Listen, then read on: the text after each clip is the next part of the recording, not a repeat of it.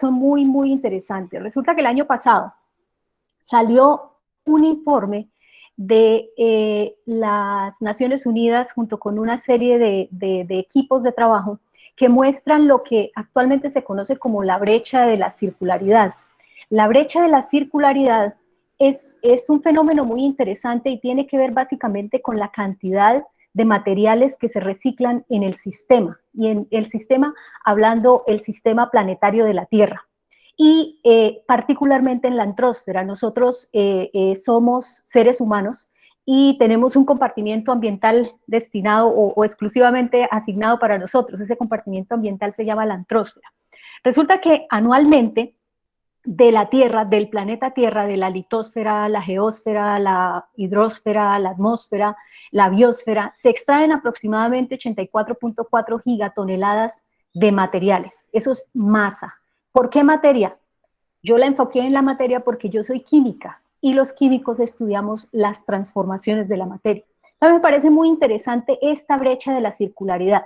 Básicamente la brecha de la circularidad dice que de esos recursos que entran al sistema, es decir, al sistema de los seres humanos como sociedad económica, como compartimiento ambiental, de esos 84.4 gigatoneladas de materiales que entran, básicamente solamente se reciclan 8.4 gigatoneladas.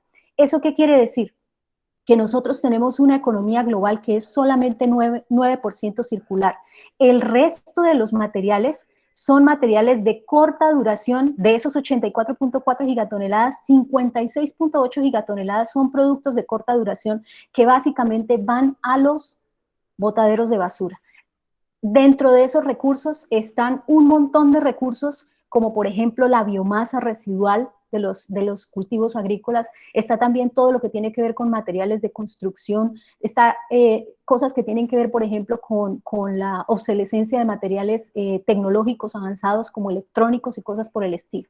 Entonces, a mí me llamó mucho la atención esto, porque yo soy la directora del Centro de Estudios e Investigaciones Ambientales de la Universidad Industrial de Santander, y nosotros trabajamos bastante con biomasa. El ver que la brecha de circularidad es aproximadamente el 9% significa que como seres humanos nosotros estamos extrayendo recursos y no los estamos recirculando dentro del sistema. Ahora, este modelo de economía lineal, de pronto ustedes lo han escuchado en otras partes, el modelo de economía lineal que actualmente tenemos como sociedad básicamente está basado en extraer, en hacer y en desechar. Sin embargo, es muy interesante observar que la Tierra, ¿sí? La Tierra como sistema es un sistema cerrado en materia. ¿Eso qué significa? Que la materia cicla a través de una serie de procesos y una serie de compuestos a través de cada uno de los compartimientos ambientales. La materia cicla. Cada uno de los elementos que componen la corteza terrestre, que nos componen a nosotros, que componen la biosfera, la geósfera, la antrósfera, todos ciclan. Nuestro planeta es un sistema circular y nosotros hacemos todo nuestro desarrollo científico-tecnológico en sistemas de economía lineal. Y esto no es bueno. ¿Por qué? Porque precisamente tenemos ese problema de la brecha de la circularidad. Solamente reutilizamos el 9% de los materiales que extraemos anualmente. El resto, el 82%, se va a los botaderos de basura. Entonces, hay varias estrategias que están encaminadas básicamente a limitar extracción de recursos de litosfera y regenerar, por ejemplo, producción y el uso de la biomasa. ¿Para qué? Para minimizar dispersión y pérdida de materiales. Ahora, hay muchas opciones para que uno aumente esa brecha de la circularidad. Idealmente nuestra circularidad debería ser el 100%, es decir, todos los recursos que extraemos eventualmente están reciclados dentro del sistema. Pero eso es ideal, pero teóricamente no podemos llegar hasta allá. Sin embargo, el aumentar la circularidad en los procesos es una cosa muy importante desde el punto de vista de impactos ambientales de los seres humanos y sus actividades al planeta. Entonces, ¿por qué escogí yo esta pregunta para iniciar? Porque cuando uno habla como un químico o cuando uno piensa como un químico y uno empieza a decir, bueno, es interesante cómo los químicos podemos modificar, alterar, crear nuevas cosas, ¿cierto?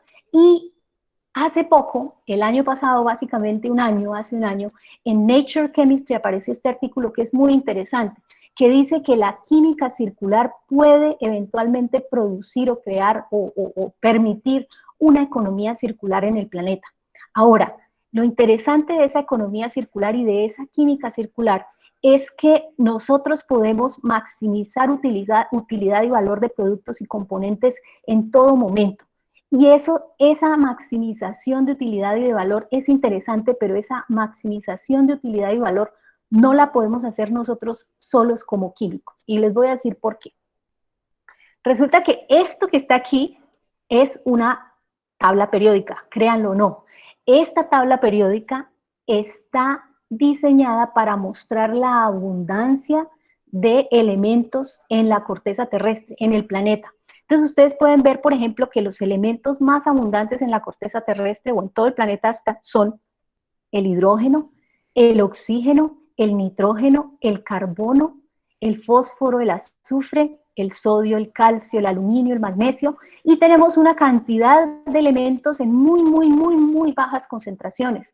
Por ejemplo, todos los metales de transición, los metales nobles, ¿cierto? Hay muchos elementos que están en muy pocas concentraciones. Ahora, si nosotros miramos en esta tabla periódica, hay algunos elementos que tienen problemas serios para los próximos 100 años.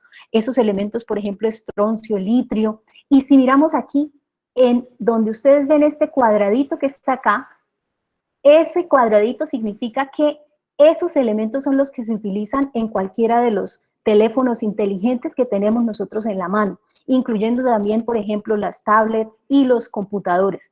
Entonces, todos estos elementos se utilizan para hacer esos dispositivos que nosotros usamos diariamente, ¿cierto? Pero lo interesante es que si ustedes ven, la mayor parte de esos elementos que se utilizan son elementos que están relativamente en bajas concentraciones en la Tierra. Entonces, ¿por qué utilizamos elementos de bajas concentraciones y por qué no nos enfocamos en el usar elementos que estén en altísimas concentraciones? ¿Sí? Entonces, eso es lo que nos lleva a nosotros a responder o a tratar de dar una respuesta a esta pregunta. ¿Cómo desarrollar estrategias que incrementen la circularidad en los materiales? Es decir, yo quiero tratar de que la circularidad en materiales, por lo menos en el trabajo que yo haga, no sea del 9%, como es el promedio actualmente en la Tierra. Entonces, una de las respuestas que a mí se me ocurrió es trabajar interdisciplinariamente. Esa es una estrategia muy interesante para incrementar circularidad en materiales. ¿Y por qué? ¿Por qué es interesante? Bueno, resulta que uno de los ejemplos iniciales que les voy a mostrar dos. Uno tiene que ver con cacao y el otro tiene que ver con fique. Y les estoy mostrando los ejemplos porque básicamente nosotros trabajamos en estas áreas en nuestro grupo de investigación. Resulta que si nosotros nos ponemos a pensar en la cadena productiva del cacao, la cadena productiva del cacao tiene un 8% de circularidad. Quiere decir que el 92% de la biomasa que se produce en el cultivo de cacao se desperdicia. ¿Por qué? Porque si yo tomo el fruto de cacao, extraigo los granos que están dentro del fruto de cacao y los proceso mediante procesos microbiológicos a propósito. Después de que esos granos están procesados, sufren un proceso de tostión, un proceso químico físico, después se les hace una extracción de manteca, se saca el licor y esas dos cosas se mezclan de nuevo para hacer una barra de chocolate, que es la barra que nosotros conocemos, ¿sí? Cuando nosotros vamos y compramos un chocolate, básicamente tiene manteca de cacao, tiene licor de cacao, y en la mayoría de los casos las barras tienen azúcar, que viene de la caña, y por ejemplo lecitina, que es un emulsificante, que también puede extraerse de soya, por ejemplo, o de girasol. Nosotros nos pusimos a pensar en esto y dijimos, bueno, ¿cómo incrementa uno la circularidad de este proceso en la cadena productiva del cacao? Nosotros en Santander somos los primeros productores de cacao del país y hace un par de años nos empezamos a hacer esa pregunta. En Santander la cosa es muy complicada porque si esta es la cadena productiva del grano de cacao a nivel nacional, mundial, nosotros en Santander solamente llegamos hasta los granos de cacao, es decir, nosotros somos solamente productores de granos de cacao. Lo interesante es que no hay aprovechamiento de la materia prima ni de la biomasa que está contenida en el fruto de cacao. Entonces nosotros decidimos que íbamos a tratar de hacer una estrategia interdisciplinaria que permita el aprovechamiento de fruto y granos de cacao del departamento de Santander. ¿Cómo lo hicimos? Bueno, resulta que si uno examina en detalle el fruto del cacao, El fruto del cacao está hecho de los granos que están adentro. Todos me imagino que han abierto una mazorca de cacao y se han comido uno de esos granos, son deliciosos. Entonces, esos granos de cacao se fermentan, se producen los granos, que son los que se secan, se almacenan, y después de ahí sacamos los chocolates. Pero también hay otra cosa, están las cáscaras y está el mucílago del cacao. Y esa cáscara y ese mucílago del cacao tienen una alta concentración de biomasa, y biomasa en muchas formas. Entonces nosotros dijimos, bueno, ¿por qué no podemos empezar a ver alternativamente esa cadena productiva del cacao? ¿Por qué no hacemos algo interesante que involucre conceptos de economía circular, que permita aumentar la circularidad del cultivo, que sea sostenible y que tenga impacto social? Entonces lo que nosotros propusimos y proponemos y estamos haciendo actualmente es tener ese fruto, extraerle 3 compuestos principales o 3 biomasas principales. Una es los granos, la otra es el mucílago y la otra la cáscara. Y a partir de cada una de esas biomasas nosotros somos capaces, o hemos probado, que haciendo trabajo interdisciplinar entre químicos, biólogos, microbiólogos, ingenieros químicos, ingenieros industriales, somos capaces de hacer algo muy interesante, y es expandir esa visión alternativa de la cadena de cacao. Del mucílago, por ejemplo, estamos sacando ciclodextrinas, que son materiales muy interesantes mediante procesos enzimáticos. Estamos extrayendo el jugo de cacao y estamos produciendo biopolímeros. Y en esta parte me voy a enfocar ahorita, después en la siguiente diapositiva. También estamos haciendo procesos de fermentación dirigida, haciendo monitoreo y extracción de cepas específicas que le dan ciertas características de sabor y aroma a los granos, y eso también lo estamos haciendo en el proyecto. Y estamos también haciendo procesos que son desde el punto de vista ingenieril, químico y microbiológico para, por ejemplo, obtener abonos ricos en compuestos húmicos y fúlbicos, o azúcares fermentables a partir de la cáscara y otros materiales. Entonces, como les decía, me voy a enfocar en la producción de biopolímeros. ¿Y por qué les digo que una solución no es para incrementar, por ejemplo, la circularidad de estos cultivos? No es una solución de una sola disciplina. ¿Por qué? Porque resulta que si yo tengo el cultivo de cacao, tengo las frutas del cacao, las abro y extraigo los granos de cacao y obtengo eventualmente los granos, pero también puedo obtener una biomasa extra adicional que corresponde al 4% de esta fruta, que está compuesta de azúcares y está compuesta de una cantidad de nutrientes muy interesantes. Entonces, en este primer ejercicio, los químicos desarrollaron todas las metodologías, validaron todas las metodologías necesarias para poder medir la composición y determinar la composición de estos materiales. Pudimos establecer, bueno, que son materiales ricos en fenoles, en azúcares, sobre todo glucosa, fructosa, glucosa, sucrosa, y que también tiene minerales, es decir, es un material muy interesante que puede ser eventualmente utilizado como un medio de crecimiento para bacterias. Entonces, eso fue el segundo paso del experimento. Entonces, en el segundo paso vienen los microbiólogos que trabajaron al mismo tiempo que los químicos. Entonces, con los microbiólogos, en este caso fue una estudiante de maestría en microbiología, se desarrolló la formulación del medio de crecimiento. ¿Para qué? Para crecer una bacteria que se llama la Acetobacter psilinum, que tiene la capacidad de producir celulosa. Entonces, actualmente estamos produciendo biopolímeros, en este caso biocelulosa, a partir de un desecho. Este material nunca se ha utilizado para esta aplicación, un desecho de las frutas del cacao. Con aprovechamiento del 4% de ese material estamos incrementando, si estableciéramos un proceso industrial, estaríamos incrementando la circularidad del cultivo de cacao del 9 al 14 o al 15%, porque estamos utilizando un material que no se está utilizando actualmente ni se está aprovechando. Bueno, lo mismo sucede con la cadena productiva del fique. Esto es otro ejemplo que les traigo. En el fique la circularidad del cultivo es solamente el 5%, porque la fibra se aprovecha, lo único que se aprovecha de las hojas del fique es la fibra, que corresponde al 5%. Luego, el 95% de los residuos que quedan están compuestos por jugo, pulpa y estopa.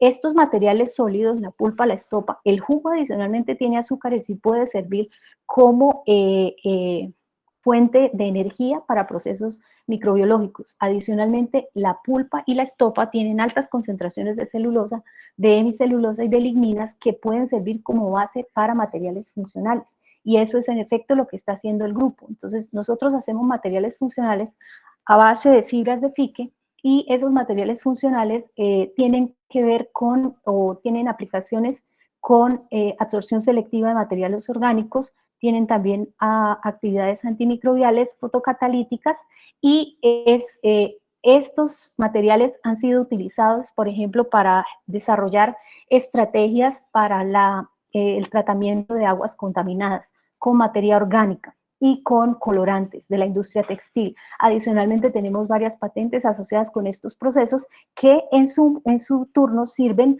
para como valorizar adicionalmente la investigación y el trabajo que se desarrolla en este campo. También tenemos, por ejemplo, que podemos extraer nanomateriales a partir de las fibras de fique. Estos procesos son procesos químicos asociados con ingenieros químicos e ingenieros mecánicos. Entonces, en este caso tenemos la estopa de fique, y esa estopa la podemos deslignificar mediante procesos químicos y desarrollar materiales que se conocen como nanocelulosa, en este caso nanofibras o nanocristales de celulosa. Esas nanofibras y nanocristales de celulosa pueden servir para producir aerogeles y suspensiones que son útiles en muchas industrias actualmente, en la industria de alimentos, en la industria cosmética y en otras industrias. También es posible, a partir de estos materiales, hacer, por ejemplo, hidrogeles a base de fibras de fique. Estos hidrogeles son materiales muy interesantes porque son materiales que pueden tener una estructura tridimensional que sirve, por ejemplo, para crecimiento de células, puede servir para materiales de curación de heridas, etc. A partir de estos hidrogeles se pueden crear también aerogeles que contengan plata o que contengan otros materiales que puedan ser catalíticamente activos. Bueno, entonces, esto es más o menos un resumen del trabajo que hacemos nosotros en el laboratorio y cómo para nosotros es fundamental poder incrementar la circularidad de la materia en procesos específicamente agroindustriales. Esa es básicamente la motivación que está detrás del trabajo del laboratorio, y actualmente estamos empezando también a trabajar con tratar de incrementar la circularidad en cultivos, por ejemplo, de palma africana, y eso se va a hacer a través no solamente de procesos químicos, físico-químicos, sino también microbiológicos. Para mí, la microbiología es fundamental, ¿sí? Las conclusiones de nuestro trabajo y de todos los proyectos que nosotros hemos realizado con microbiólogos, básicamente nos dicen que el trabajo interdisciplinario, multidisciplinario y transdisciplinario es fundamental para poder desarrollar o poder tener respuestas a preguntas como cómo mejorar la circularidad de materiales a nivel de las cadenas productivas agroindustriales en Colombia. Con esto termino, son las 5:51. Si tienen alguna pregunta, tenemos 10 para que me puedan hacer algunas preguntas. Vale, doctora Yajaira, muchísimas gracias. Invito a los participantes, en este momento tenemos 63 personas en la reunión, por si tienen alguna inquietud de forma específica a la doctora Yajaira.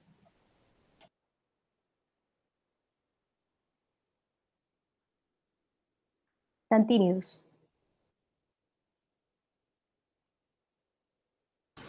Doctora, muy interesante la propuesta de los hidrogeles, eso para liberación de fármacos y utilizado en esa parte de apósitos también en heridas es muy interesante.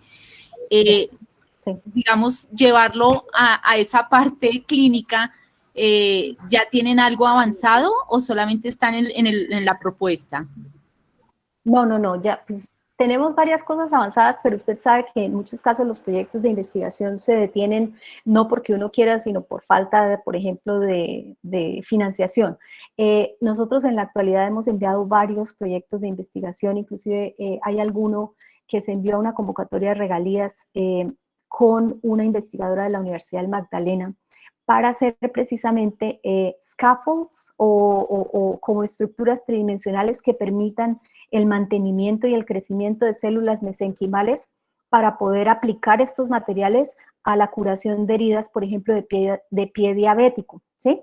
Entonces, sí tenemos como el siguiente paso, no solamente en celulosa bacteriana, en los hidrogeles, sino también en los geles de la celulosa bacteriana que estamos sacando ahorita del cacao, pero muchas de esas cosas se quedan en las ramas precisamente por procesos de financiación, pero en efecto sí, nosotros queremos seguir trabajando en eso, nosotros producimos muchos materiales con muchísimas propiedades, materiales hidrofóbicos, materiales catiónicos, materiales aniónicos, materiales tridimensionales, bidimensionales, películas, todo lo que ustedes quieran. Entonces, si alguien quiere trabajar con nosotros, pues lo único que tiene que hacer es escribirme en caso de que estén interesados en algo que tiene que ver con celulosa, con biopolímeros. Tenemos otras cosas también, una línea de investigación que iniciamos a propósito con la profesora Carolina, y esa línea de investigación todavía está funcionando, que es la producción de polihidroxialcanoatos.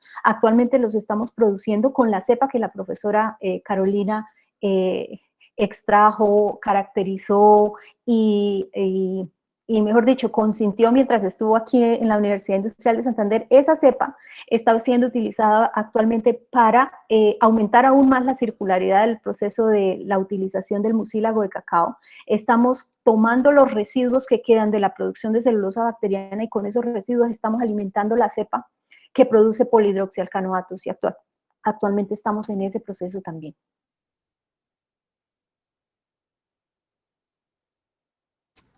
Muchas gracias, doctora. Vale, gracias, doctora. ¿Alguien Bueno, más que nos aquí quiera hay varias acompañar con preguntas por alguna el chat, inquietud? está muy bien. No sé quién es Canimán Bobar, pero bueno, Sí. dice que si este modelo de desarrollo se ha llevado a otras regiones de Colombia. En efecto, nosotros estamos tratando de que esto que les mostré es solamente como el resumen del trabajo que estamos haciendo. Dentro de ese trabajo nosotros tenemos unidades, por eso el trabajo es interdisciplinario, multidisciplinario, transdisciplinario, porque de la mano de los ingenieros estamos creando unidades que pueden desarrollarse en ciertos sitios claves de la geografía nacional donde se produce, por ejemplo, el cacao, y podemos eventualmente hacer una especie de biorefinería que nos permita extraer esos 3 materiales iniciales para después empezar a producir los materiales avanzados que estamos produciendo a partir de esos otros materiales. Y el cupuazú, a mí me encantaría. El cupuazú es delicioso. Primo del cacao, sí.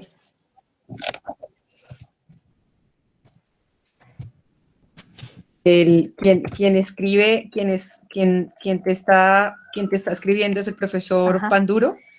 Él es del Amazonas, es un experto siguiendo a COVID-19, así que es el profesor Panduro, si no me equivoco. Tenemos una pregunta de Camila Alejandra Velandia. ¿Los materiales que ustedes realizan son biodegradables? Camila, son totalmente biodegradables. Por ejemplo, todos los nanomateriales basados en celulosa son biodegradables porque la celulosa hace parte de los ciclos de la materia a nivel planetario. Entonces, así como la celulosa de las plantas, cuando una hojita se cae y se descompone por procesos microbiológicos, la celulosa que nosotros generamos también se descompone por procesos microbiológicos. Son totalmente biodegradables. Y otra inquietud de Joana María González, ¿qué otros frutos se pueden emplear? Bueno, actualmente estamos tratando de expandir esto me parece muy chévere lo que Joana dice, ¿qué otros frutos se pueden emplear? Porque la visión es que este tipo de procesos son procesos transversales y no necesitan ser específicos para un solo tipo de biomasa. Todas las biomasas residuales están compuestas de azúcares, de celulosa, de lignina, de hemicelulosa, y esa biomasa residual y esos materiales pueden ser aprovechados para procesos físicos, químicos, microbiológicos, que le permitan a uno obtener materiales más interesantes a partir de esa biomasa residual. ¿Qué fruto se puede emplear? El que ustedes quieran. Nosotros estamos ahorita gestionando algunos proyectos para poder tratar de emplear estas estrategias, por ejemplo, con los mangos, ¿sí? y con frutos estacionales. Hay muchos frutos que se producen en cantidades alarmantes, pero solamente en ciertas épocas del año. Y cuando esos frutos se están produciendo, el precio se baja. Entonces, si uno puede hacer transformación agroindustrial, aprovechamiento de esa biomasa para incrementar la circularidad del cultivo, y no solamente eso, sino también para incrementar el valor y la fortaleza y la robustez de la cadena de producción. Eso haría, por ejemplo, que los campesinos, que las asociaciones pudieran ser más productivas en términos también económicos. Javier Rodríguez pregunta con respecto a la fibra de fique, con el residuo de jugo hay una producción de energía. ¿En qué podría ser utilizada o empleada dicha energía? Bueno, Javier, los trabajos que nosotros hacemos no están orientados a energía, están orientados más a materiales. Yo sé que sí hay gente que está tratando de utilizar ese jugo para generación energética, inclusive Carolina, ustedes con el profesor Humberto Escalante, cuando estuvieron aquí, estaban generando biogás a partir de ese jugo, ¿sí? Sin embargo, yo estoy más interesada en la parte de los materiales, es decir, si el jugo tiene, por ejemplo, azúcares, esos azúcares eventualmente se podrían utilizar para producir celulosa bacteriana también, o para utilizar ese jugo, los azúcares que estén contenidos ahí para producir, por ejemplo, bioplásticos. Pero la energía en efecto sí puede ser extraída de esa biomasa. Hay muchos procesos de extracción de energía. La energía puede extraerse a partir del biogás, se puede generar biogás por procesos microbiológicos, también puede hacerse se pueden hacer procesos se me olvidaron los dos procesos, que son los procesos de biochar para producir biocarbón o para producir biooils por procesos de calentamiento de la biomasa.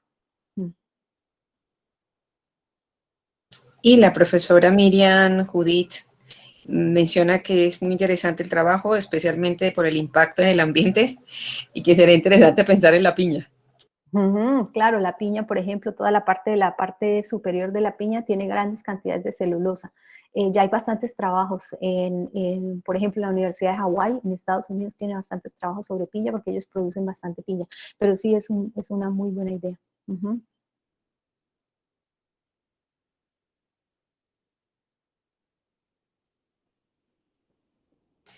Yo creo que las inquietudes, estamos con Brandon Steven, se podrían mezclar diferentes mucílagos para obtener celulosa. Exacto, sí se pueden mezclar varios mucílagos. Nosotros hemos hecho la celulosa con mucílago de café, con mucílago de cacao y eventualmente podríamos tratar de mezclarlos. Solo fique no, nosotros no utilizamos el fique para hacer la celulosa. Mediante procesos biotecnológicos, es decir, microbiológicos, utilizamos el mucílago de cacao. Ahora, la nanocelulosa la sacamos químicamente de las fibras de fique, pero también uno podría en un experimento extraer o producir, perdón, celulosa bacteriana a partir del jugo de fique.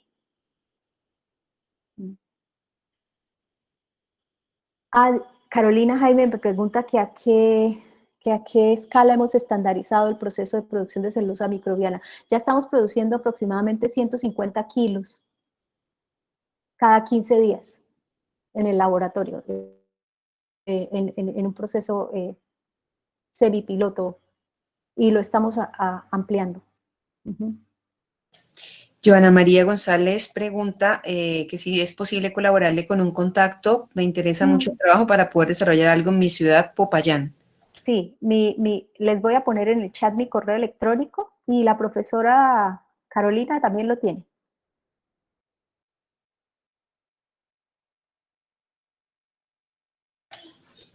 Vale.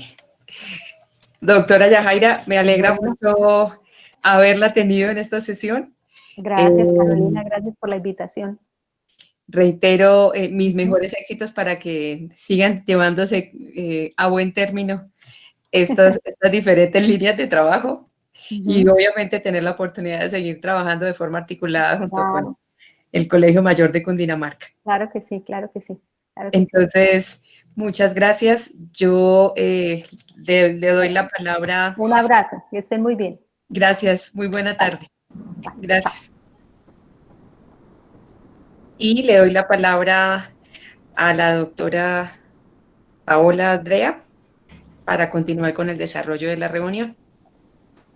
Muchas gracias, profe Carolina. Muy interesante la conferencia de la doctora Yajaira, ver cómo los microorganismos están aportando, ¿no es cierto?, en todos los ecosistemas, en todos los sistemas y produciendo, o sea, ayudando en la producción de nuevos materiales y el aporte a la producción del país, a la mejora de la producción, productos que se pueden llegar a exportar, por ejemplo, mejorando la economía de los departamentos y además la investigación. Vamos a darle, antes de darle paso al profesor Mauricio con su conferencia y otro campo muy diferente en donde los microorganismos ya no son tan buenos, sino que son un poco molestos, quisiera mostrar, voy a ver si puedo compartir una información que tenemos directamente para ver el programa, las características principales de nuestro programa, para que las 67 personas que están presentes conozcan un poquito más de nuestra maestría, se motiven a por qué no a inscribirse. Las inscripciones están abiertas, nuestro programa, no sé cómo la comparto, y ya aquí les contamos exactamente, aquí está.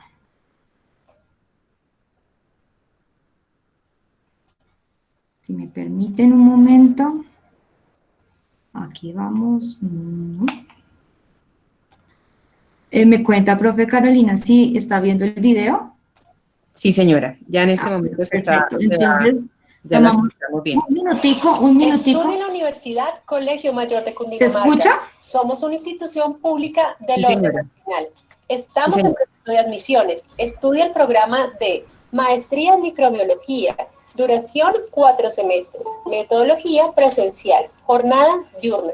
Tenemos descuentos en matrículas. Mayor información al correo maestriamicrobiología@unicolmayor.edu.co. La maestría en microbiología de la Universidad Colegio Mayor de Cundinamarca ofrece una educación altamente competitiva en microbiología y herramientas que impactan en la salud humana y animal, el desarrollo agroambiental, industrial y biotecnológico. Nuestro programa es diferente a todos los demás por cuanto la Unicolmayor es altamente reconocida en el estudio de la microbiología. La mayoría de las asignaturas son teórico-prácticas en laboratorios ampliamente dotados. Las clases son solamente los sábados.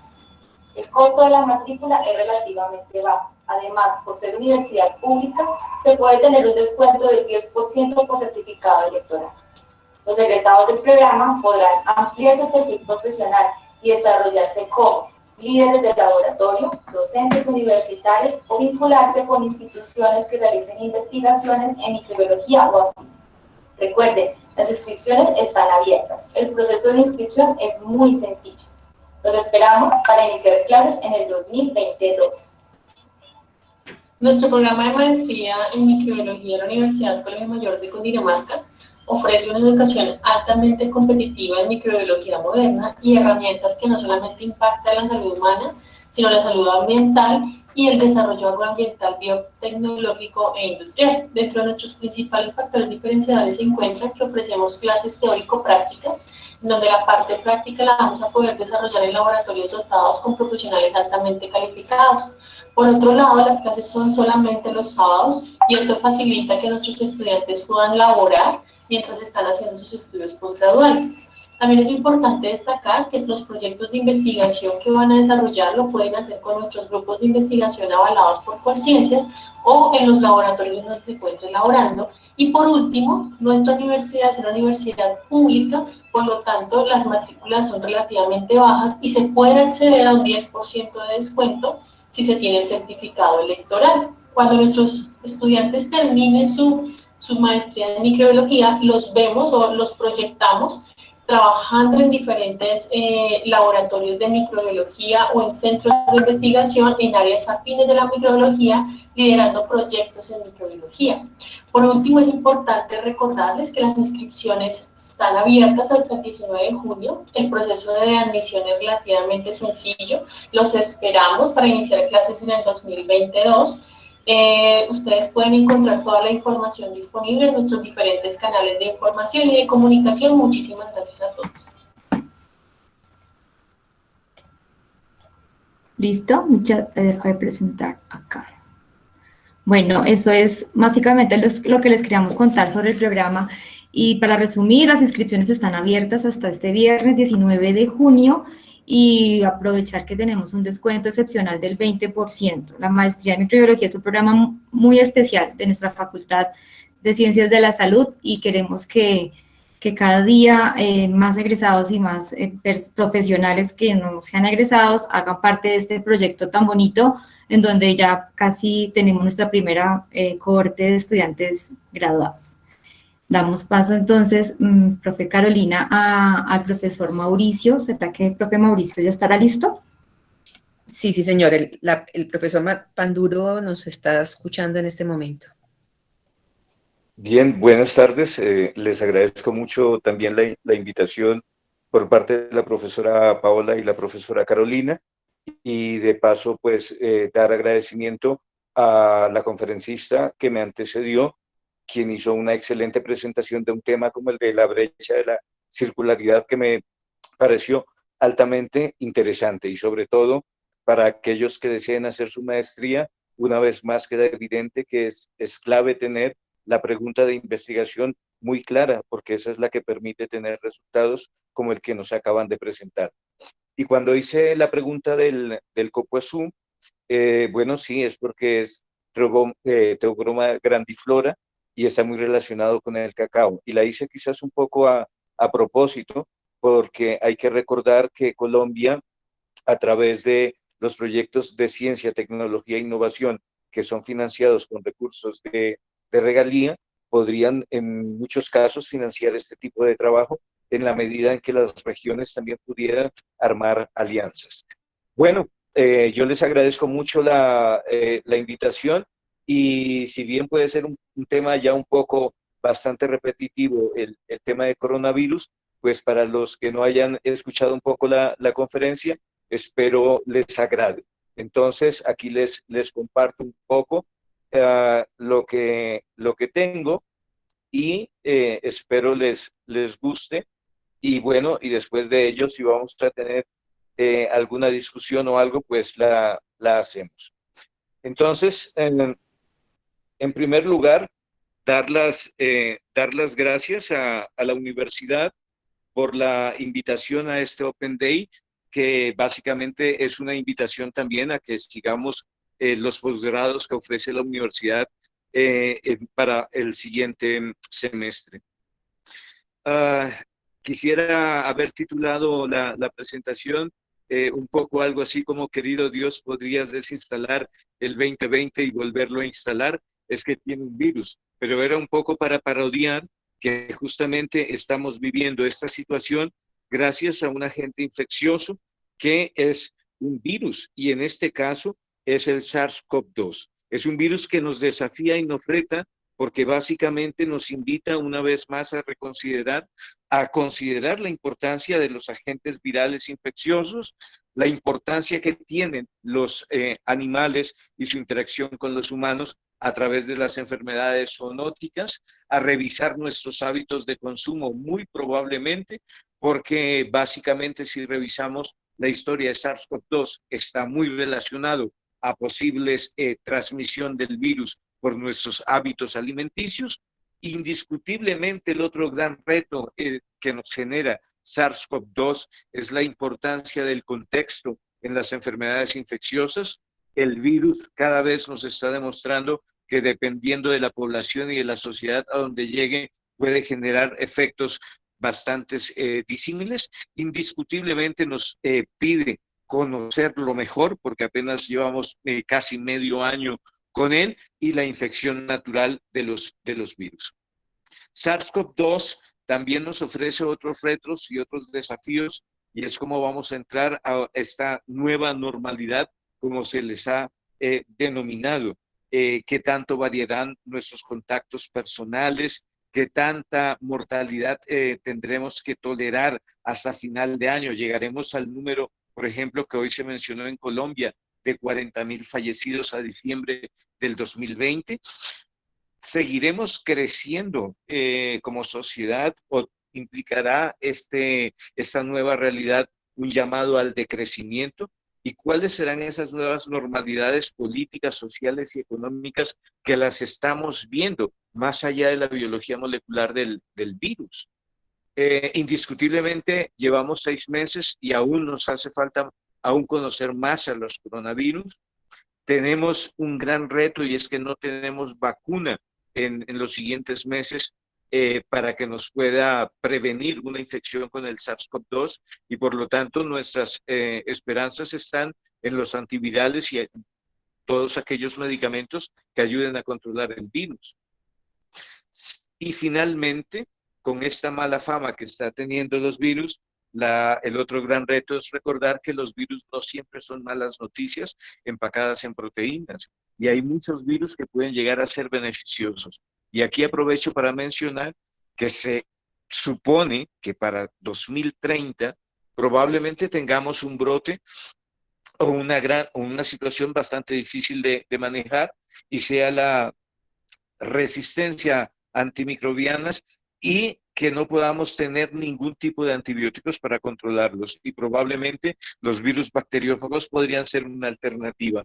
Y con esta fama que están obteniendo los virus, el gran reto es mirarlos también de una manera más benévola. En fin, parte de la charla intentará presentar qué ha pasado con los virus en este siglo, en los últimos 20 años. Y para ello, quisiera comenzar con noviembre del 2002 a febrero del 2004. Por primera vez se detecta un SARS coronavirus, en el cual se presentan 8.098 casos y 774 fallecidos. Llegó hasta Colombia.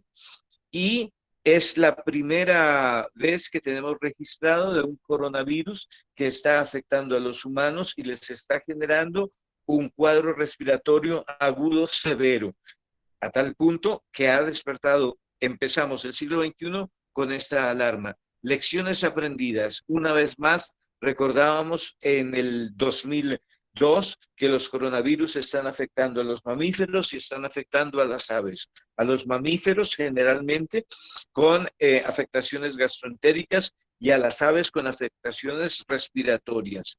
Sabíamos también que los coronavirus podían afectar antes a humanos, como el 229E y el OC43, pero ninguno con mayor gravedad, básicamente afectaciones respiratorias muy simples y sencillas. En el 2004, además de haber descubierto el SARS-CoV, que era el tercer coronavirus, descubren el cuarto, que es el NL63, y en el 2005 descubren el quinto, que es el HKU11. Hasta ese momento ya se podían decir que los SARS coronavirus son virus zoonóticos, es decir, que se transmiten de animales a humanos y podrían estar relacionados con los hábitos alimenticios, en los cuales la manipulación, sacrificio, comercialización y venta de algunos animales silvestres podrían ocasionar el paso del virus, infectando el virus, el animal infectando al humano.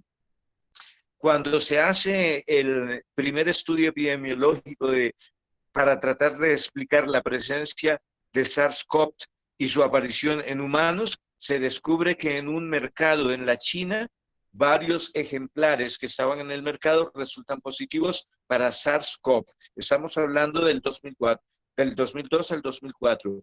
Melogale moscata, Lictereus proxionoides y Paguma larvata, también conocidas como las civetas. Todos estos, en su gran mayoría, resultaron positivos en el mercado. Entonces, la siguiente pregunta fue, si estos estaban positivos en el mercado, seguramente en el ambiente silvestre y rural deben estar también positivos para SARS-CoV. Y cuando fueron a hacer los estudios, encontraron que en su gran mayoría todos eran negativos. No obstante, ya a esa fecha se había ordenado la eliminación en su gran mayoría de estos animales, que es una cosa bastante, digamos, dura de entender. Uno de los estudios serológicos demostró que hasta 2002 en humanos no había presencia de SARS-CoV-2. Se pudo demostrar también que la transmisión del virus de animal a animal y de animal a humano había sucedido en el mercado donde se estaban comercializando especies silvestres que eran susceptibles al virus. Se pudo demostrar que por medio de gotas, aerosoles y fumites podía ser transmitido el virus de humano a humano, de persona a persona. Por esa razón llegó hasta Colombia. Y que podía haber transmisión humano-animal de gatos, a ratas y a cerdos. Estamos hablando de SARS-CoV. Entonces, si en el medio natural estos animales silvestres que habían sido encontrados en el mercado positivos no estaban positivos en el medio silvestre, había algún reservorio natural en ese momento, entonces comienzan a investigar otros animales que pueden estar en el bosque y encuentran que los murciélagos van a ser positivos para el virus. En este caso, se consideraron a los murciélagos como hospederos naturales de SARS-CoV-2 y fueron varias las especies: Rhinolopus personi, Rhinolopus fusilus, Rhinolopus macrotis. Los tres resultaron en el 2002 ya positivos con anticuerpos para SARS-CoV-2. Rhinolopus personi con un 28% de positividad, Rhinolopus fusilus con un 33%, Rhinolopus macrotis con un 71%. Y cuando se hicieron un estudio de heces de Rhinolopus sinicus, se encontró que fueron positivos por RT-PCR. ¿Qué cosa interesante podríamos mencionar acá? Que efectivamente en los murciélagos, como viven en colonias, y viven no solamente colonias de una especie, sino de varias especies, pues es fácil la transmisión interespecie. Ya a estas alturas, uno podría pensar que en el 2002 ya una gran enseñanza era que efectivamente las enfermedades zoonóticas iban a ser de gran importancia para este siglo, especialmente en las condiciones en las que actualmente estamos viviendo. Y la gran pregunta para ustedes, para los que se animen a hacer su maestría, es, bueno, ¿y cuál es la importancia de las enfermedades zoonóticas en Colombia? Discutiblemente, ahí hay que hacer un trabajo enorme. Si ya en el 2002 nos muestran que en las enfermedades zoonóticas también es muy importante la relación que nosotros tenemos con los animales silvestres y con los animales de cautiverio en Colombia, ¿cuál es esa relación con los animales silvestres y con los de cautiverio? Y eso habría que pensarlo, porque Colombia no solamente son sus áreas urbanas, sino también sus áreas rurales, y creo que nos sorprenderíamos de saber, de conocer las prácticas que ocurren justamente en esas regiones rurales. Y sin discutir, habría que preguntarnos si pueden surgir nuevos modelos de consumo y reglas de comercialización de animales, muy ligado ya a la conferencia que acabamos de tener. Eso en 2002 para SARS-CoV. En el 2009, en los Estados Unidos, aparece una nueva cepa de virus de la influenza H1N1 y con ella una vez más nos recordaron la importancia de las enfermedades infecciosas en las que el agente infeccioso es un virus. Y desde ahí el virus de la influenza ha estado también desde el 2009, el H1N1 ha estado muy presente en Colombia, sin olvidar que estuvo presente también entre 1918 y 1919. En el 2018, para mencionar, en Sudamérica, de los casos de infecciones respiratorias agudas, el 7% correspondían a H1N1 en Colombia. Y sigue siendo un virus que genera mortalidad, que genera fallecidos en el país. En el 2018 llegamos a 48 defunciones por influenza H1N1. Los virus siguen siendo un problema en nuestro país. Estamos hablando del 2009 de influenza H1N1. 3 años después, en el 2012, nuevamente un coronavirus, MERS coronavirus, síndrome respiratorio de Oriente Medio, Arabia Saudita, 2012, 37% de mortalidad, y con algunos casos esporádicos hasta 2017, con un mecanismo de entrada totalmente distinto al SARS-CoV que ya se conocía, que en este caso es la enzima convertidora de angiotensina 2. En el caso de MERS-CoV 2012, receptores CD26. Las especies animales asociadas a la transmisión de MERS-CoV-2, en este caso camellos y dromedarios, y cuando fueron a buscar a camellos y dromedarios que eventualmente no estaban, digamos, en cautiverio, pudieron encontrar que estaban negativos a diferencia de los que estaban en cautiverio, buscaron un reservorio natural y una vez más los murciélagos resultaron positivos para MERS coronavirus, la importancia de los murciélagos. En el 2013, un nuevo virus llama la atención, el virus chikungunya, transmitido por mosquitos, en este caso por el mosquito Aedes albopictus. Sufre una mutación el virus chikungunya en el 2013 y esa mutación permite que el virus, el mosquito Aedes albopictus, pueda transmitir más fácil el virus chikungunya. Aedes albopictus estaba presente en Colombia desde el año 1999, entrando por Leticia, Amazonas, y eso permitió que tuviéramos chikungunya desde el 2013 en Colombia. El 10% de quienes lo han padecido van a sufrir problemas de artritis reumatoidea probablemente. Y ahí lo tenemos. El siglo ha estado presente por virus que están generando problemas serios. En el 2014, el virus del polio, tuvimos un brote en Siria, Afganistán. Una vez más nos recordó la importancia de la vacunación, pero como era Oriente Medio no le prestamos mucha atención. Además porque en el 2014 hizo presencia el virus del ébola, con más de 3.500 fallecidos hasta ahora, una reactivación del brote nuevamente, y nos recordó el ébola que dependiendo de dónde ocurra y a quién le ocurra, va a salvarse del virus. Resultó más espectacular. Virus en África.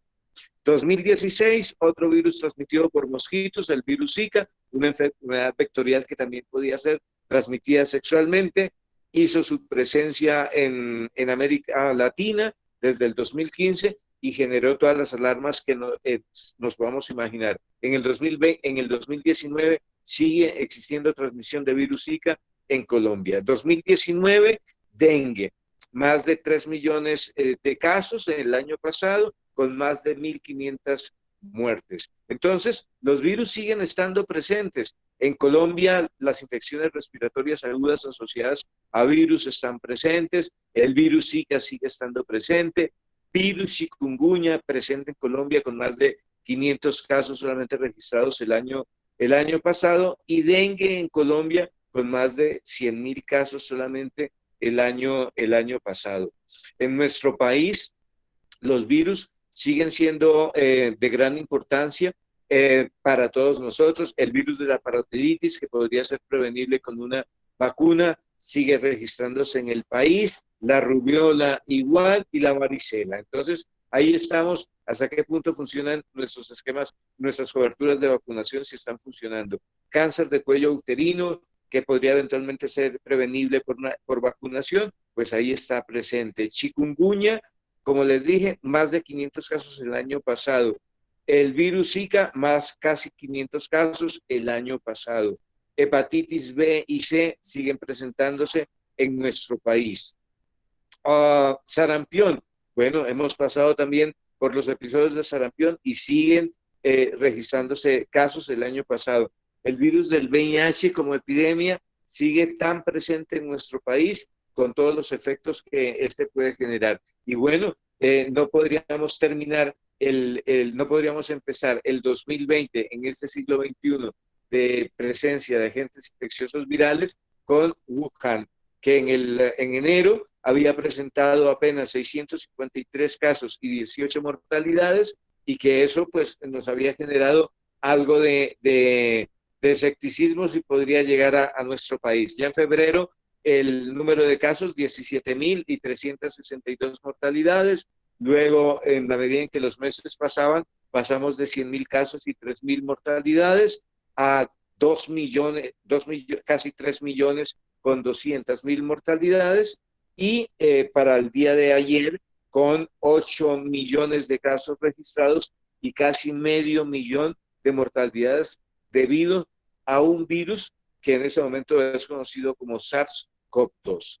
La mortalidad por SARS-CoV-2 y sus efectos quedan evidentes a través de esta gráfica, que es muy sencilla de explicar, en la medida en que las franjas rojas representan, el área roja representa el número de mortalidad atípica que se presentó en cada país con la presencia del SARS-CoV-2.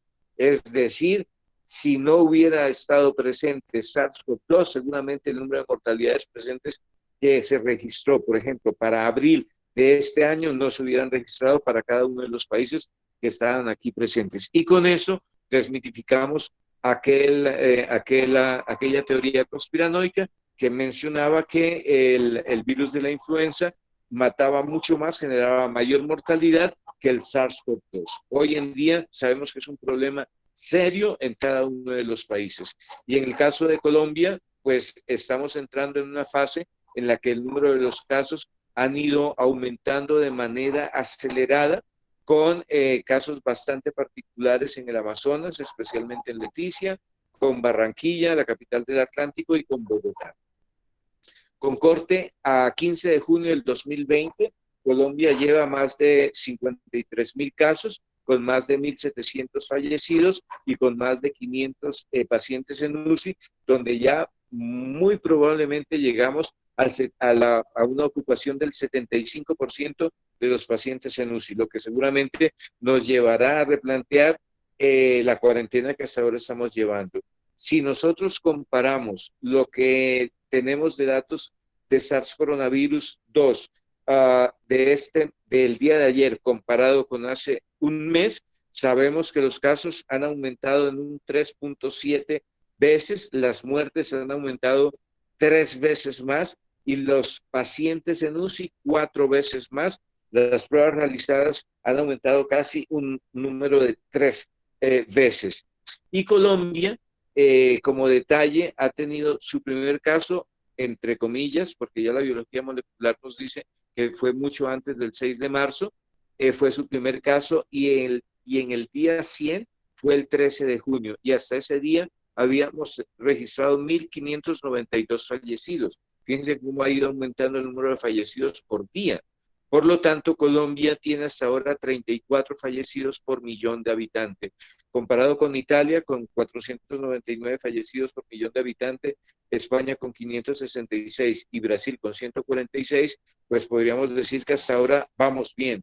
Sin embargo, vamos acelerando en el número de casos y en el número de fallecidos. ¿Cuál es el reto que tenemos como Colombia? Pues Colombia se reta a calcular y mantener un RO menor a 1, mantener baja la morbilidad y la letalidad, aumentar el número de pruebas y seguimiento a casos y controles, aumentar el número de camas UCI, ofrecer estrategias de movilidad y transacciones físicas en un contexto de aislamiento inteligente, colectivo, obligatorio, paulatino. Y esto lo he escrito porque textualmente lo han mencionado así cuando mencionaron la resolución 66, aislamiento inteligente, colectivo, obligatorio, paulatino. Pero, ¿qué tiene esto de inteligente y qué tiene que ver con el aumento de casos que hemos registrado ahora? Porque va en aumento. Pues fijémonos lo siguiente, en abril casi que se había presentado una disminución del 76% de la población colombiana a asistir a tiendas y a centros comerciales. Ya a inicios de junio, ya habíamos disminuido apenas un 67%. Eso quiere decir que ya un 33% de la población ha ido aumentando la asistencia a tiendas, a centros comerciales. La presencia a supermercados y la movilización a farmacias también ha ido aumentando, lo mismo que a la presencia de parques. Las estaciones de transporte como Transmilenio, a inicios de junio han ido aumentando, ya un 44% de la población está presente en esos sitios, y los lugares de trabajo, un cambio considerable, volvimos al trabajo. Y las zonas residenciales, nos estamos quedando cada vez más pocos en las zonas residenciales. Los que asisten a la charla, pues en su gran mayoría podrían ser eventualmente de Bogotá. Entonces, ¿qué ha pasado en Bogotá? Pues Bogotá en abril fue altamente responsable con la cuarentena, pero ya en junio hemos aumentado nuestra presencia en tiendas y centros comerciales, en supermercados, en farmacias, en parques, en Transmilenio, en nuestros sitios de trabajo, y las zonas residenciales, pues aunque muestra la flecha hacia arriba, realmente es hacia abajo. Aquí es un error mío, porque estamos disminuyendo ya nuestra estancia en las zonas residenciales. Entonces ahí tenemos un gran reto enorme. El reto enorme será conocer cada vez más el virus. Sabemos que es un virus de RNA, de cadena simple, del grupo Baltimore 4, y básicamente está cubierta por una nucleocápside. A su vez es un virus que presenta envoltura, y es un virus pues de un tamaño pues bastante considerable, aproximadamente 100 nanómetros, y desde el punto de vista de la biología molecular pues tiene una información genética bastante amplia, 30.000 nucleótidos, que es la información que la obtuvimos desde enero de este año. En términos de la estructura genómica es bastante similar al SARS coronavirus, comparten una estructura muy semejante, y la gran pregunta es si con SARS coronavirus 2 estamos repitiendo de alguna forma la misma historia natural de lo que ocurrió con SARS coronavirus. Pues más o menos lo mismo. Lo hemos encontrado SARS coronavirus asociados a murciélagos, y en ese sentido vale la pena recordar que en murciélagos se reparte bastante bien, se transmite bastante bien el virus en la medida en que viven los murciélagos en colonias. Si nosotros queremos evitar la transmisión del virus, debemos evitar el vivir en colonias. No hay otra. Y no culpar a los murciélagos, porque cumplen funciones biológicas de gran importancia, de tal manera que no se pueden llegar a satanizar bajo ninguna circunstancia, evitando a su vez bulos como los que ya por fortuna no permanecen aún o creo que aún ya no existe más entre nosotros, y es considerar que comerse los murciélagos había sido la causa, o las serpientes como los transmisores del virus. Algunos han considerado que hay hospederos secundarios que eventualmente podrían considerarse en el caso del SARS coronavirus, como son los pangolinos de los géneros Manis, Patagynus o Smurcia.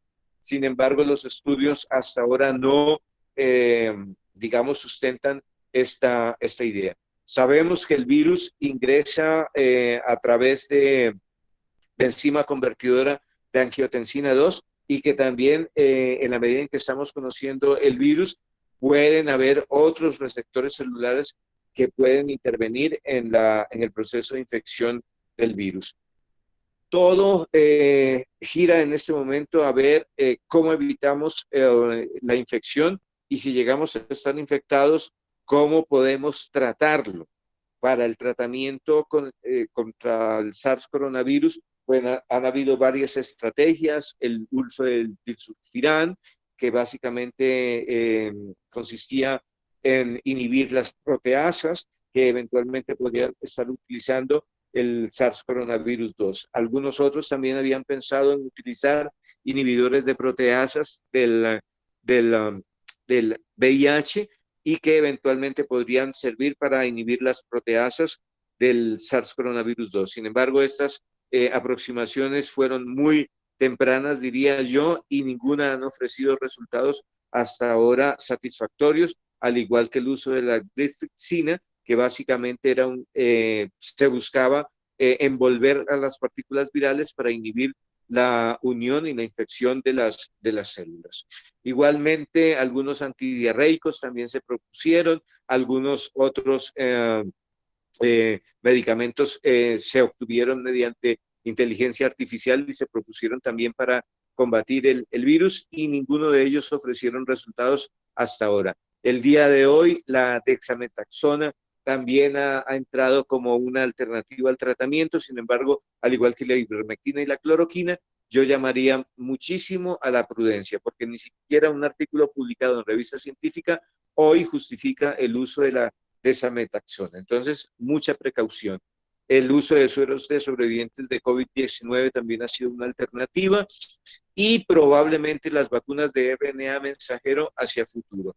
El otro gran campo es la posibilidad del uso de medicina tradicional y todavía se sigue buscando los resultados. Hasta ahora, lo único cierto es que no hay un tratamiento que pueda decir, puede prevenir la infección o pueda mejorar el resultado una vez hayan algún tipo de complicaciones. Y en ese sentido yo sí llamaría muchísimo a la prudencia. Y sobre todo que en este momento, si es esa la circunstancia, si no hay una vacuna y no tenemos un tratamiento que sea, digamos, aceptable por la comunidad internacional médica y publicada mediante revistas internacionales, pues nos queda la preparación. Y la preparación para ustedes que están buscando ingresar a probablemente hacer su maestría, pues es básica, porque con ella pues se generan las preguntas de investigación que son las que los van a formar a ustedes como investigadores. Dado que el virus ha estado asociado pues a su origen a China, quisiera terminar esta intervención motivándolos con esta frase de Confucio, que dice que el amor a la bondad sin amor al aprendizaje, pues queda enturbiado por la insensatez, pero también dice que el amor al conocimiento sin amor al aprendizaje queda enturbiado por la especulación imprecisa. Y considero que ustedes, si les gusta la investigación, pues tienen que amar también el aprendizaje y seguramente la universidad estará muy animada y está muy preparada también para ofrecerles este tipo de herramientas para que puedan hacer una excelente maestría. A ustedes muchísimas gracias por su atención y yo preferiría más bien si hay un espacio para algún diálogo o pregunta, pues hacerla con ustedes y compartir el momento que tenemos ahora. A ustedes, muchísimas gracias por su atención y nada, ver qué podemos decir. Profe, hay una pregunta de Camila Andrea Beltrán. Ah, sí. Camila, yo antes de contestar tu pregunta, quisiera, como estamos en la fase de preguntas, quisiera decirles a los que probablemente quieran hacer su maestría, que nosotros con respecto a SARS coronavirus, estamos interesados ahora con herramientas de bioinformática, de tratar de entender cuál es la función de algunos genes que tiene el virus para aumentar o disminuir su tasa de mutación. Y además estamos tratando de conocer mejor la enzima de replicación del virus, la RDRP, para ver si podemos encontrar algún tipo de molécula que pudiera bloquearla. Esto inspirado en un primer trabajo que tenemos hecho también con bioinformática, que pretendía bloquear o pretende bloquear la RDRP del virus de la influenza A.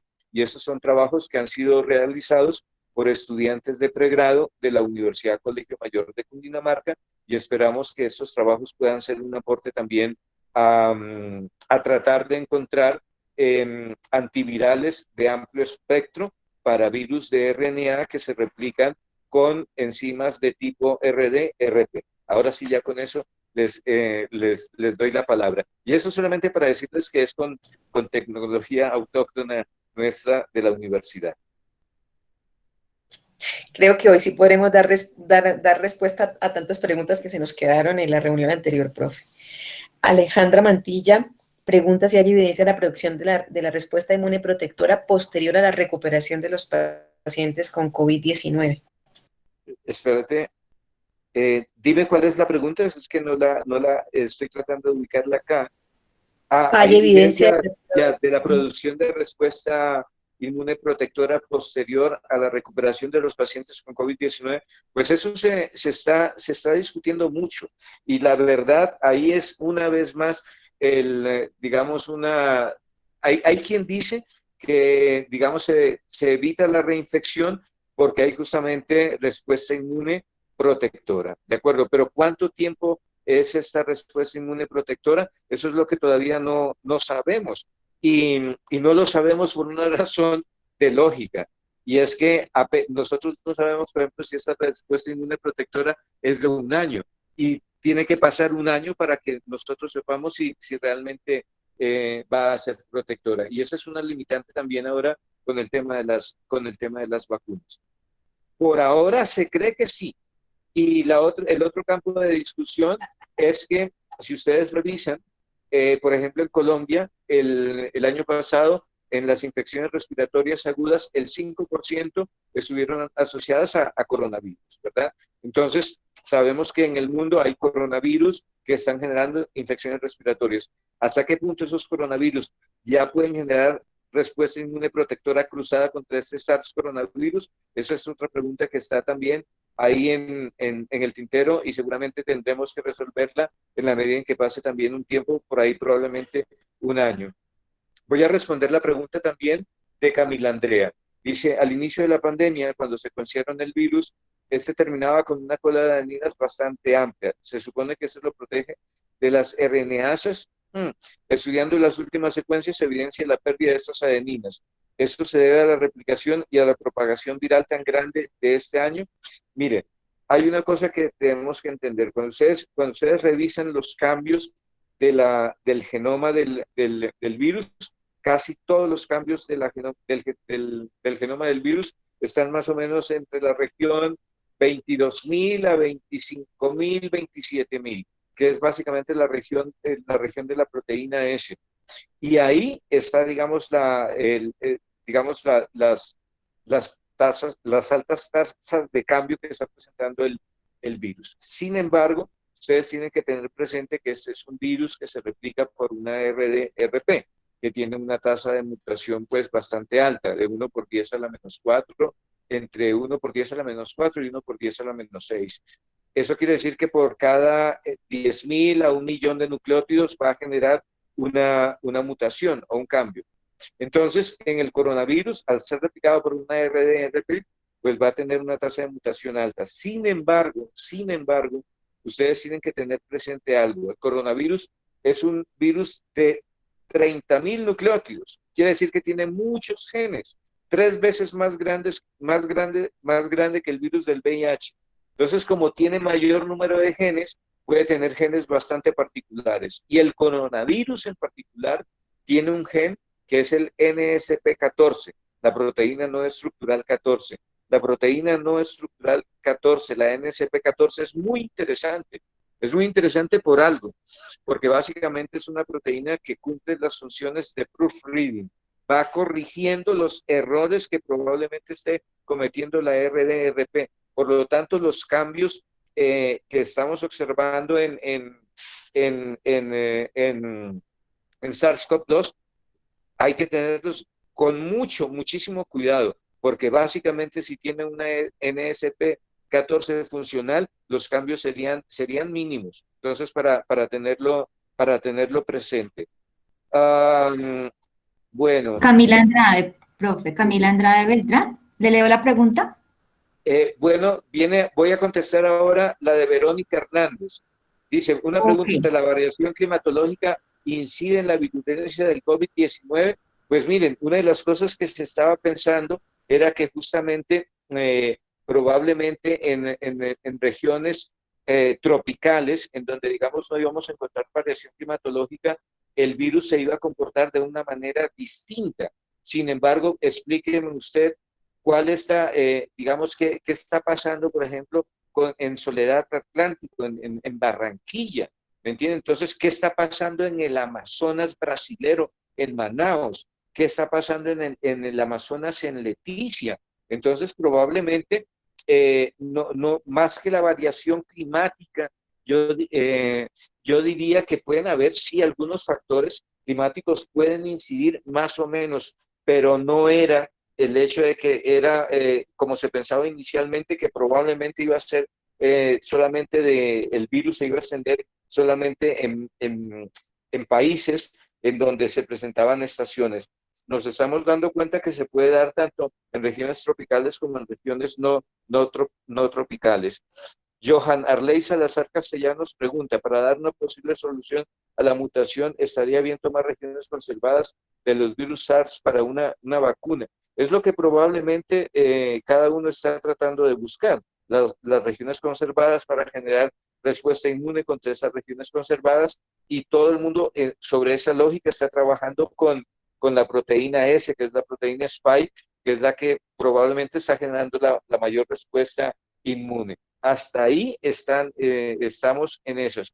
Y parte de lo que están haciendo un par de estudiantes míos de pregrado es analizar justamente las regiones conservadas de la proteína S y ver si eventualmente podrían, y de esas ver cuál es la que interactúa con la EK2 para ver si podríamos eventualmente bloquearla, tratando de encontrar esta probable sustancia mediante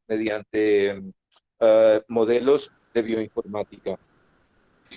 Ahora, dice qué consecuencias, Karen Arevalo pregunta que qué consecuencias pueden presentarse con el rebrote que se está sucediendo en China. Sobre esto, hoy sacaron un chiste y es que básicamente el virus dio la vuelta al mundo y volvió a Pekín, ¿de acuerdo?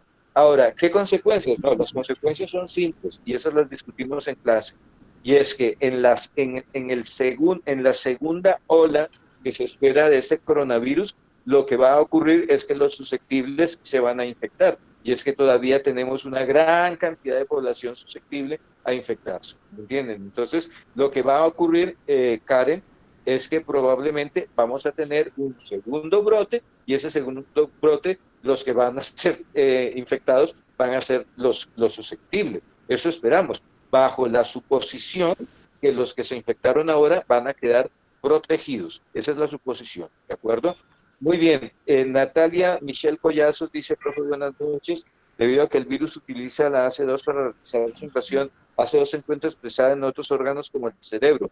¿Podría haber infección a nivel cerebral? Mira, ECA2 está expresada en una gran cantidad de tejidos y órganos. Nosotros cuando hemos visto la materia y hacemos la discusión del tropismo celular, siempre recordamos que donde haya la expresión del receptor en una célula, eso hace que el virus eventualmente pueda infectar esa célula. Si esa célula expresa el receptor, pues va a ser susceptible y probablemente va a ser permisible. Y eso explica por qué razón estamos encontrando afectaciones renales, por ejemplo, en la población escolar, en los países que decidieron volver a las escuelas, los infantes que se infectaron, en su gran mayoría, están presentando afectación renal. ¿Por qué? Porque en riñones hay expresión de ECA2. Afectación a nivel del sistema nervioso, puede haber. Afectación cardíaca, puede haber, porque en células del tejido cardíaco, pues también hay expresión de ECA2. Alejandra Mantilla Galindo, algunos investigadores refieren la presencia de cepas de COVID-19. ¿Esto está aceptado por la comunidad científica? Miren, eso es básicamente cuando se habló de las cepas L y S porque tenía una leucina y la otra porque tenía una serina. Es bien interesante el trabajo, de acuerdo, pero nadie hizo el trabajo de determinar si esa leucina o esa serina podía estar implicada en mayor o menor casos graves. Y entonces, en buena parte, hoy por hoy, digamos, esa es una discusión que se tiene, pero nadie ha aceptado en ese momento que la cepa L, como inicialmente se hablaba, o la S, puede tener un mayor o menor efecto sobre la evolución, por ejemplo, en el paciente. Brandon Steven Arcos Gómez, hola, cordial saludo. Una pregunta fuera del contexto. Actualmente estudio química farmacéutica en la Universidad Nacional. Como estudiante de pregrado, ¿puedo acceder a la maestría? Ahí le contestará a alguien. Verónica Hernández, doc, me refiero a las estaciones. Bien, vale, doctora Verónica, probablemente las estaciones sí pueden influenciar en la medida en que las estaciones en invierno permiten que las personas se agrupen en espacios de mayor confinamiento y eso permite que haya una mayor transmisión del virus. Esperemos, por ejemplo, cómo se comporta ahora el virus en verano en Europa. Esperemos esto. Y esperemos cómo se comporta en verano, reanudando otra vez el contacto social. Entonces, yo creo que habría que esperar nuevamente. Cuando el virus no había llegado a las regiones amazónicas, se especulaba que no iba a pasar nada. Miren lo que ha pasado en Neiva, miren lo que ha pasado en Leticia, miren lo que ha pasado en Manaos, ¿de acuerdo? Muy bien. El profesor Nelson acaba de contestarle a Brandon, muy bien. Sebastián Ramírez, buenas tardes, profesor. ¿Qué opinión le merecen las últimas hipótesis sobre la posible pérdida de letalidad del virus? es que el virus puede perder letalidad básicamente, uno, porque cada vez va encontrando un número mayor de individuos que en principio van adquiriendo inmunidad, que es la famosa inmunidad de rebaño, y porque básicamente el virus también va mutando, como todos los virus, cada vez que se replica va mutando, y es probable que una mutación de esas también pueda permitir que el virus disminuya su letalidad. Pero recuerden algo, todos los virus mutan cada vez que se replican, y los virus de ADN lo hacen a menor tasa de mutación, porque básicamente dependen de las enzimas de la célula del hospedero, y generalmente los virus pues se replican en células, las células son de ADN y se replican con DNA polimerasas que son bastante fieles en el momento de copiar el material genético. Por esas razones los virus de ADN se mutan menos. En cambio, los virus de RNA mutan más. ¿De acuerdo? Muy bien. Profe Paola, muchas gracias a usted también. Muy bien. Muy bien. Muy bien. Profesor Panduro, como siempre, un gusto tenerlo. Su conocimiento en virus y en enfermedades tropicales es impresionante, y escucharlo hablar a usted siempre va a ser un placer. Los estudiantes y profesionales están que preguntan y preguntan, pero yo creo que por cuestión de tiempo vamos a dejarlo para una tercera sesión. Sí, yo le agradezco mucho, y le agradezco mucho recordar mucho a mi mamá, que es de apellido Panduro. Mi nombre es Mauricio Humberto Rodríguez Panduro. Mi mamá se lo agradecerá mucho. Ese apellido es muy llamativo, es muy sonoro, profesor. Tiene su origen a Herbasti Panduro, un gran filólogo de un plan eclesiástico del siglo XVII. Herbasti Panduro, de allá viene el origen. Muy interesante. Bueno, vamos. Bueno, profe, muchas gracias por todo. Un abrazo y que tengan muy buena noche. Gracias, agradecemos a todas las personas, las 80 personas que estuvieron conectadas, aprendiendo un poco de microbiología, de la importancia de la microbiología en la producción industrial, la parte bonita de los microorganismos y también de la parte no tan bonita, pero que coexiste con todos nosotros. Temas que se van a ampliar y que pueden ustedes llegar a profundizar tanto en concepto como en investigación en nuestro programa de maestría. De nuevo, cordialmente invitados. Las inscripciones están abiertas hasta el 19 de junio. Cuerpo de profesores y la universidad, la facultad, los estamos esperando cuando ustedes tomen la decisión. Muchísimas gracias. Esperamos poder tener una nueva sesión muy pronto. Buenas noches para todos y muchas gracias por la invitación, profesora Paola. Muchísimas gracias, muy amable Paulita. Muchas gracias por todo. Muchas gracias a todos los asistentes.